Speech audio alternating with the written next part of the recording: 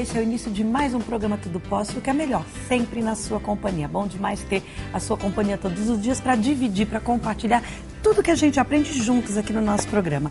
Por falar em aprender, hoje você tem uma técnica muito legal no artesanato, que é pintura em gesso, com uma técnica de falso granito. Dá um resultado super bonito e você pode valorizar suas peças também. E olha só, sabe aquelas doenças terminadas em ite? Rinite, sinusite, labirintite, um monte de ite? Você vai conhecer ainda mais sobre esse assunto também. E na nossa culinária, pensa só, um ovo de Páscoa gourmet de limão siciliano. Já tá com água na boca, né? Imagina você aprender a fazer essa delícia.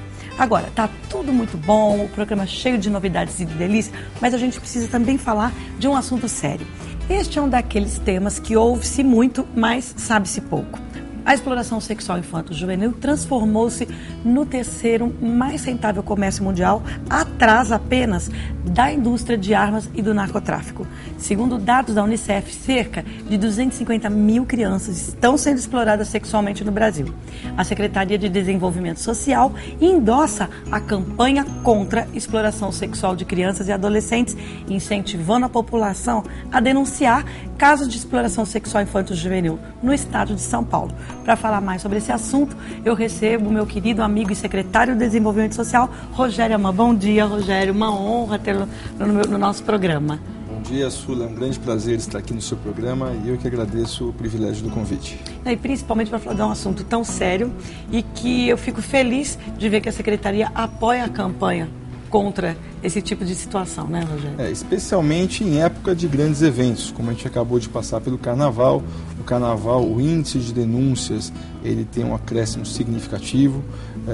Os estados onde a gente identifica o maior número de denúncias são sempre São Paulo, Rio de Janeiro e Bahia, também motivados pelo fluxo de turista. Que é maior, consequentemente. Pelo fluxo de turistas, infelizmente o índice de denúncias aumenta e quando você tem um índice de denúncias maior, você tem uma percepção também que ocorrem mais casos de exploração sexual de crianças e adolescentes. Então, da mesma forma que é importante que nós incentivemos essas denúncias, e são 2 telefones que são utilizados para que as pessoas possam entrar em contato, sempre o número 100 e o número 181. É o Disque 100, né? É o Disque 100 e o Disque 181, que abrem canal para que essas denúncias sejam efetivamente registradas. Então, se a gente tem um aumento, é porque os grandes eventos geralmente motivam essa infeliz situação. Então, na verdade, o objetivo da campanha é exatamente esse de incentivar a população a denunciar, porque é através das denúncias que a gente consegue mudar a situação, não é isso? Exatamente. Infelizmente, naturalmente, o poder público não tem como estar em todos os lugares ao mesmo tempo, devido à extensão geográfica e devido à mão de obra que sempre é de acordo com a demanda. Então, a gente tem que incentivar essa denúncia. Muitas vezes também acontece dentro de casa, principalmente os casos de abuso sexual, que daí já não é uma questão da exploração, é uma questão de abuso sexual. Então, principalmente dentro de casa, às vezes com familiares, às vezes com vizinhos, é muito importante que as pessoas se manifestem para que as providências necessárias sejam adotadas. E como perceber que uma criança foi vítima do abuso, então? Muitas vezes você percebe pela mudança brusca de comportamento, você percebe a criança um pouco mais triste, um pouco mais retraída, um pouco mais inibida, mas sempre uma mudança brusca de comportamento deve ser investigada. Tá, o procedimento de quem viu esse problema, qual é o procedimento a ser adotado? Porque muitas pessoas têm medo, ficam constrangidas, enfim. Existe aí um procedimento que dá mais segurança para essa pessoa, certo? Justamente, o Disque Denúncia, né, os 2 números aqui citados, o Disque 100 e o Disque 181, eles incentivam essa situação porque também as denúncias podem ser feitas de forma anônima. Então não há motivo de ter medo, de preocupação, nenhum risco. Pelo contrário, a gente tem certeza que a pessoa que toma a iniciativa de fazer a denúncia está trazendo um serviço, principalmente àquela criança que está sendo vítima ou que pode vir a ser vítima de uma situação de exploração ou de abuso sexual. E é possível, hoje, secretário, orientar essa criança sobre o abuso sexual? De que forma que a gente consegue Mas na questão preventiva, né? Eu acho que esse é um ponto muito importante, é por isso que a gente incentiva a campanha da denúncia. Eu acho que pais, tios, parentes têm essa obrigação de prevenir as crianças de situações que possam ser consideradas suspeitas. Eu acho que na educação de casa deve constar, sim, a ausência de medo dos pais ou dos seus familiares de procurar instruir a criança para que se evite uma situação tão lamentável como essa. Existe já um perfil que a gente consiga identificar a pessoa que faz esse tipo de abuso? Não. É muito difícil. Muitas vezes a pessoa é dissimulada, a pessoa não demonstra e às vezes você tem uma surpresa de alguém muito próximo que você nunca poderia esperar um comportamento estranho. É sempre uma grande surpresa, né, na verdade, do lado negativo. Sempre. Porque é sempre, na grande maioria, parte até das pessoas que a gente menos espera. Você né, tem que ficar atento, de olho, né? A nossa campanha diz, inclusive, elas têm uma chamada de Fique Atento. Fique atento, inclusive com qualquer iniciativa de adultos nessa situação de exploração ou de abuso sexual, mas é mais fácil você perceber a manifestação na própria criança pela mudança brusca de comportamento do que no adulto. E existem outras áreas também que a Secretaria vem atuando com relação ao que é o dependente químico? Sim, a Secretaria de Desenvolvimento Social, ela tende sempre nesse viés de cuidar das pessoas. Então nós temos alguns programas que atuam em diferentes frentes. A questão do dependente químico é uma questão muito sensível, muito importante para a Secretaria. Nós temos hoje, infelizmente, o Brasil é o maior consumidor de crack do mundo. Então, seria impossível o Estado não se manifestar Sim. e não oferecer um programa de recuperação. Então, no Estado nós temos o programa Recomeço, que o nosso governador Geraldo Alckmin dá muita atenção, ele tem essa preocupação com a reinserção social desses dependentes químicos.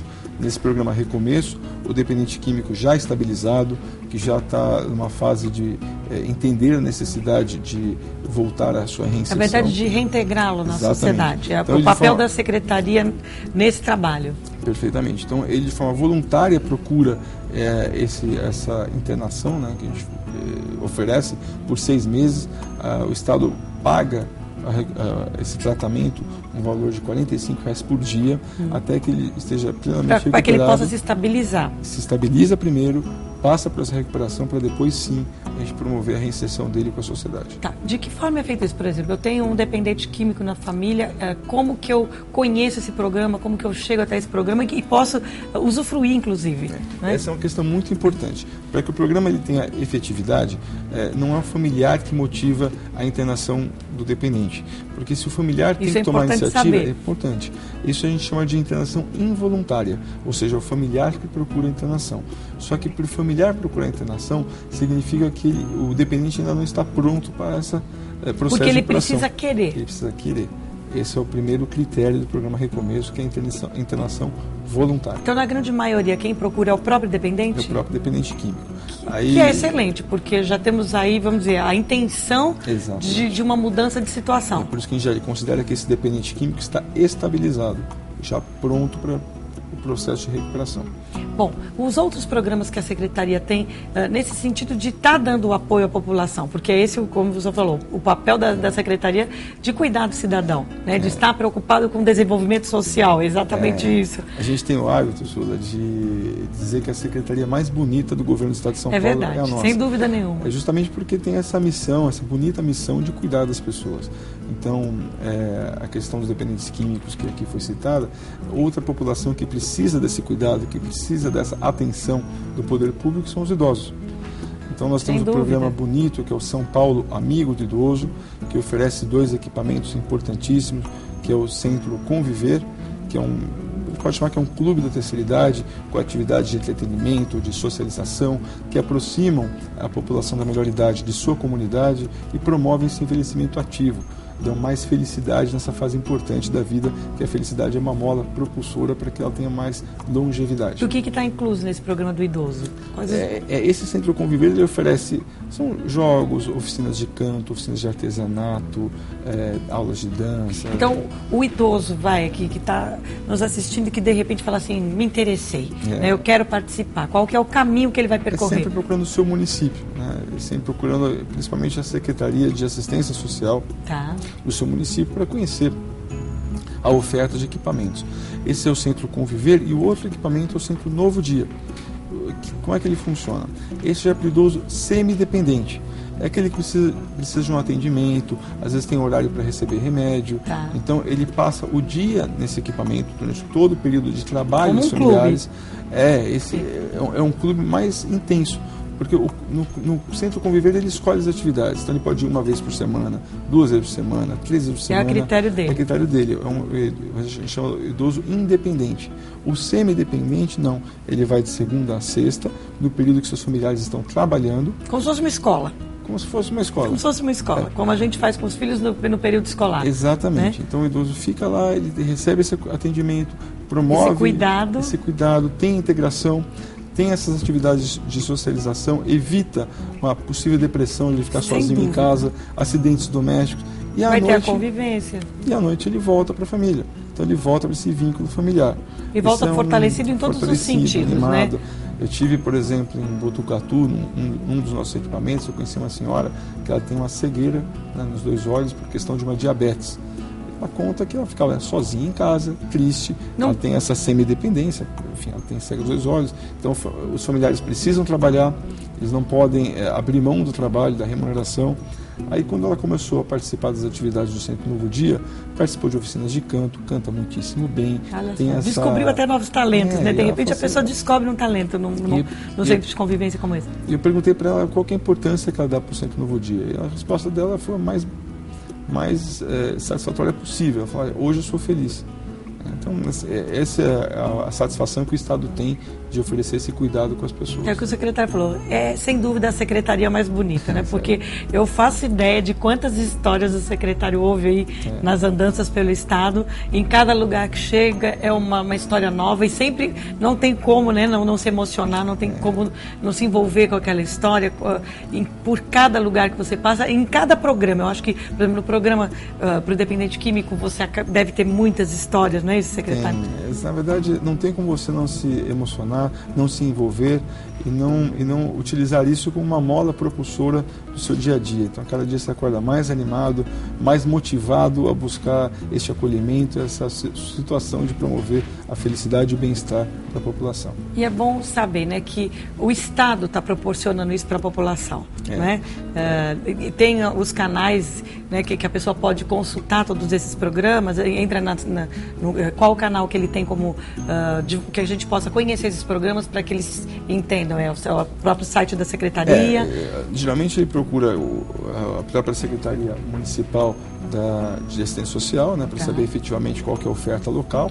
Porque por regiões aí você vai ter um programa específico ou não. Exato. Agora, quando você quiser, se o interessado tiver curiosidade de conhecer os programas da Secretaria como um todo, tem o site que é o www.desenvolvimentosocial.sp.gov.br, e lá tem toda a nossa oferta de programas, como São Paulo Amigo do Idoso, Recomeço, tem o programa Bom Prato, que é um programa que é maravilhoso, incrível. A gente tem hoje 41 unidades e serve refeição com salada, com qualidade, viu? Porque eu conheço, eu tive a oportunidade de visitar, já almocei. Quem é convidado, e quando a gente quiser almoçar, vamos combinar, será um prazer te levar em qualquer uma das 40 unidades do estado de São Paulo. Já tive o prazer de estar em só uma delas e olha, passei bem, viu, secretário? E você come sobremesa, toma suco. Sem dúvida. E tudo ao custo de R$1. E o que é melhor, trazendo o benefício para a população. Não é? Obrigada, foi uma honra ter no nosso programa e que bom que você possa também usufruir e aproveitar desses programas maravilhosos que a Secretaria do Desenvolvimento Social oferece para você. A gente faz um breve intervalo, volta daqui a pouquinho com mais programa Tudo Pós.